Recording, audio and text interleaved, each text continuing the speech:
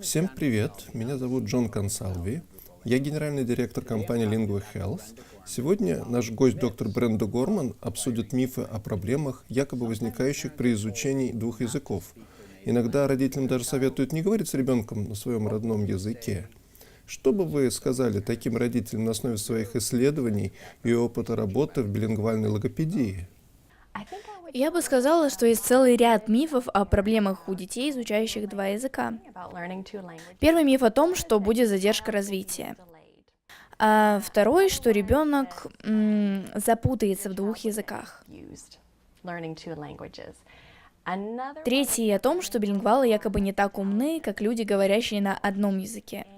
И четвертый, как вы и сказали, о том, что отказ от изучения родного языка увеличивает шансы ребенка на успех. Что касается задержки развития, этот миф очень распространен. Его повторяют со всех сторон. Я и сама слышала мнение двух педиатров, которые узнали, что мы растим билингвальных детей. Конечно, они делают это, думая, что помогают. Но то, что я слышала, это... вы не удивляйтесь, если у детей будет задержка в развитии из-за изучения двух языков. И когда родители слышат такие рекомендации из авторитетного источника, они, естественно, верят. И вот что интересно. Я изучила этот вопрос с особой тщательностью. Изучила как по профессиональным причинам, так и по личным. Нет никаких научных доказательств такого рода утверждений. Что касается первого педиатра, я просто послушала и пошла дальше, то есть продолжила говорить дома на двух языках. Со вторым было интереснее, так как я решила снять маску. Я говорю, а вы знаете, я ведь и сама на самом деле являюсь экспертом в этой области. Я изучаю этот вопрос уже много лет, и исследования показывают, что билингвизм не вызывает никакой задержки развития. Нет никаких указаний на то, что дети, изучающие второй язык, отстают. Но педиатр мне, конечно же, не поверил. И ничего не поделаешь. Так что я знаю, да, родители слышат это снова и снова из разных источников. Особенно, когда это исходит от врачей, то воспринимается как очень точная и надежная информация. Естественно, возникают опасения, и родители говорят, да, боже, я же хочу лучшего для ребенка. Если говорят, что один язык лучше двух, то так тому и быть.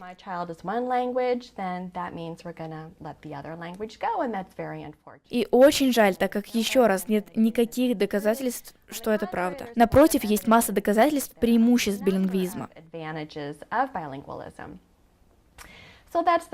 Это был первый миф. Теперь второй. Ваш ребенок будет путаться. Этот миф тоже весьма распространен. Я слышала его и от родителей, которые сами говорят на двух языках, и от профессионалов, говорящих на двух языках. Миф о том, что дети будут путаться и ошибаться. А что, если на этот вопрос посмотреть с учетом реалий нашего мира? Ведь больше половины населения Земли говорит на двух языках, даже на 3 и более.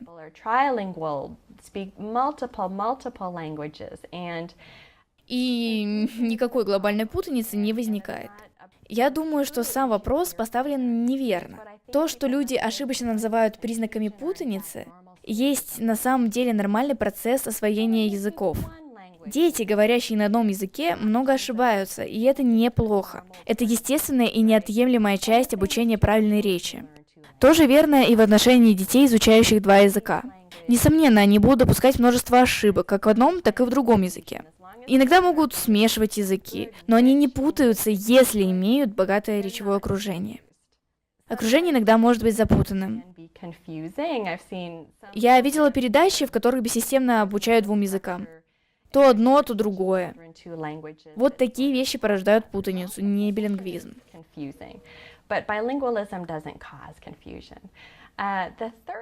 Теперь третий миф. Я и слышала, и читала мнение некоторых, что билингвалы не так умны, как монолингвалы. И это далеко не так. Дело в том, что насколько хорошо билингвальный ребенок говорит на языке того, кто его оценивает, часто воспринимается как мерило ума. То есть, если ребенок билингвал, и с ним говорит человек, знающий только английский, и при этом ребенок говорит по-английски хорошо, человек заключает: «Ух ты, какой умница!» Если ребенок говорит не очень хорошо и еще в процессе изучения языка, Оценка другая. А вот этот не такой умный. И я часто слышала, что именно так и оценивают. А на самом деле связи никакой и нет. Вот вам хороший пример. Мы работали с группой детей и попросили одного профессионала, действительно хорошего профессионала, посмотреть на них. Он выделил того ребенка, который лучше других говорил по-английски. Вот этот самый умный, все понимает. Но я до этого тщательно протестировала всех детей и знала, что это был не самый умный ребенок. Были другие дети, но с худшим знанием английского, которые лучше подходили под определение «самый умный». Так что связи никакой нет. И последний миф о том, что общение с ребенком только на языке государства увеличивает его шансы на успех. Здесь надо быть очень осторожным, потому что доказательства верности этого утверждения, опять же, отсутствуют. Переход на один язык может вызвать множество других сложностей, и это подтверждается научными исследованиями. Я хочу сказать, что ученые расспрашивали родителей, которые последовали таким рекомендациям. Им сказали перейти на один язык, и они так и сделали. Потом пришли исследователи и расспросили родителей с целью выяснить, какое влияние это оказало на семью. Оказалось, эффект был довольно плохим. Представьте себе, вы заходите в комнату, и все замолкают, потому что вы говорите не на том языке. Это документировано научно. Люди разговаривают на своем языке, но поскольку они очень стараются следовать полученным рекомендациям, когда ребенок, целевой ребенок входит, они вынуждены остановить разговор. Это очень неестественно. А ребенок как себя чувствует? Ребенок выпадает из культуры собственной семьи. Он не может свободно общаться с другими членами семьи. Понятно, это может иметь существенные негативные эмоциональные и социальные последствия. А теперь представьте муки родителей, пытающихся свободно общаться со своим ребенком. Разве может это помочь формированию крепких взаимоотношений? Таковы негативные последствия при отсутствии доказательств пользы. Это были мои самые любимые мифы, которые хочется разоблачить как можно скорее. Бренда, а вам встречаются родители, которые не так уж хорошо говорят по-английски и не могут дать хорошую речевую модель своим детям? А вот это другой очень важный аргумент. Специалисты дают рекомендации перейти на один язык и думают, что этим помогут ребенку быстрее его освоить. Но родители часто сами еще в процессе освоения этого языка и не могут дать ребенку богатый словарный запас и богатую грамматическую модель. В итоге ребенок оказывается среди гораздо более упрощенного языка, чем он был бы, говоря родители на том языке, который знают лучше всего. Это еще одна причина, почему мы рекомендуем родителям говорить с ребенком на том языке, который они лучше знают. Они передадут ему и богатый словарный запас, и сложную грамматику. И это гораздо лучше, чем говорить на упрощенном языке. Огромное вам, Бренда, спасибо. Это было очень поучительно. Как прекрасно, что вы пришли. С удовольствием.